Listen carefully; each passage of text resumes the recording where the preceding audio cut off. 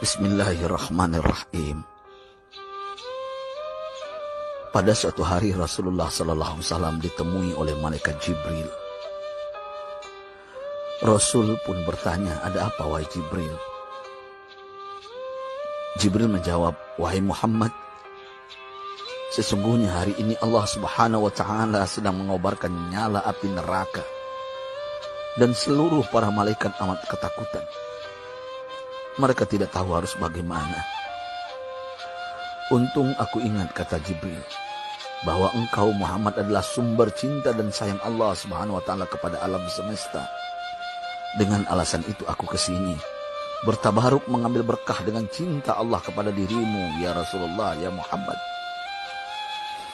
Rasulullah terdiam beberapa saat, kemudian bertanya lagi, "Wahai Jibril, ceritakan padaku bagaimana neraka itu sesungguhnya."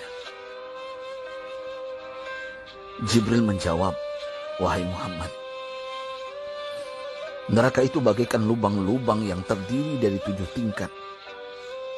Jarak antara satu lubang dengan yang lain ialah perjalanan 70 tahun. Lubang paling bawah adalah lubang yang paling panas." Nabi SAW meneruskan pertanyaannya, "Lalu siapakah penghuni lubang-lubang neraka itu, wahai Jibril? Sampaikan kepadaku, Jibril." Jibril menjawab, "Lubang yang paling bawah diciptakan untuk orang-orang munafik.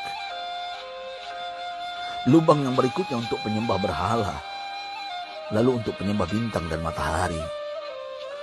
Jibril terus menerangkan penghuni tingkatan neraka hingga lubang yang kelima, tempat umat Yahudi, dan yang keenam dihuni oleh umat Nasrani. Setelah menjelaskan penghuni 6 tingkatan neraka, Jibril diam cukup lama.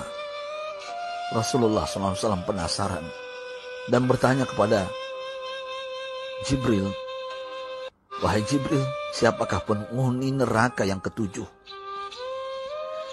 Jibril diam saja tidak menjawab.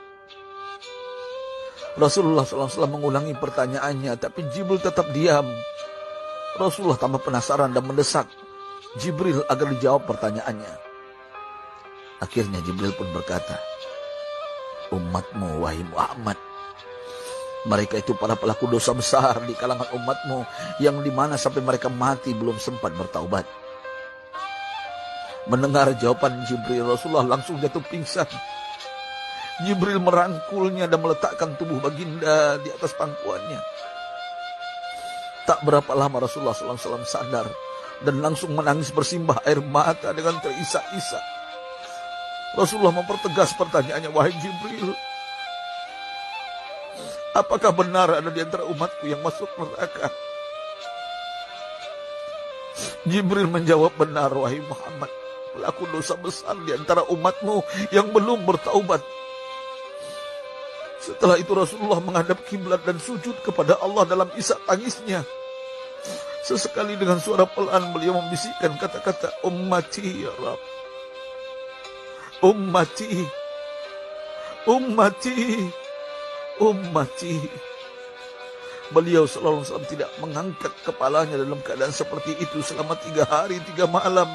Kecuali setiap Bilal bin Rabah mengumandangkan azan, barulah beliau bangkit untuk menjadi imam. Dan setelah itu kembali sujud lagi. Pada hari ketiga Abu Bakar menyadari hal ini. Beliau mengetuk pintu Rasulullah dan mengucapkan salam 3 kali, namun tidak terdengar jawaban.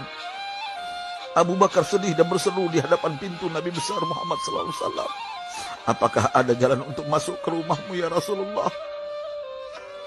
Tetap tidak ada jawaban. Di jalan Abu Bakar bertemu sahabat Umar. "Mengapa engkau menangis, wahai Abu Bakar?" kata Umar. Abu Bakar menceritakan keadaan Rasulullah SAW. Maka Umar pun melangkah menuju rumah Rasulullah dan terjadilah hal yang sama. Umar pun pulang dan menangis. Di jalan Umar bertemu sahabat Salman Al-Farisi. Dengan terisak Umar bercerita kepada Salman hingga membuat dia amat sedih, namun tidak berani mengulangi hal yang sama. Salman melangkah menuju rumah Fatimah radhiyallahu anha dan menceritakan hal itu. Setengah berlari Fatimah menuju rumah ayah tercinta dan mengetuk pintu sambil mengucapkan salam. Mendengar suara lembut putri tercinta, sejuklah dada Rasulullah. Beliau bangkit dari sujud dan membuka pintu. Alangkah terkejutnya Fatimah melihat Rasulullah, ayah tercinta, amat kurus dan pucat. Fatimah memeluknya lalu menangis. Wahai ayah, apa yang terjadi? Mengapa engkau amat sedih seperti ini? Rasulullah kembali menangis dan berkata dengan suara lirih, wahai Fatimah, belahan jiwaku, bagaimana mungkin aku tidak sedih sedangkan Jibril mengatakan akan ada kelak umatku yang akan masuk neraka. Subhanallah, betapa besar cinta Rasulullah kepada kita umatnya. Sahabatku, Rasulullah mencintai kita. Antaman ma'aman ahbabta, engkau akan berkumpul dengan orang yang kau cintai. Mari kita mencintai baginda Nabi besar Muhammad SAW yang mencintai kita umat yang tidak rela kita masuk neraka. Mari kita mencintai beliau dengan berselawat. Sahabatku, sampaikan, Rasul mengajarkan kepada kita, man dalla ala khairin falau mislu ajri fa'ili. Siapa yang menunjukkan kepada kebaikan, maka dia akan mendapatkan pahala seperti orang yang mengerjakannya. Mudah-mudahan ini menjadi pahala jariah bagi kita.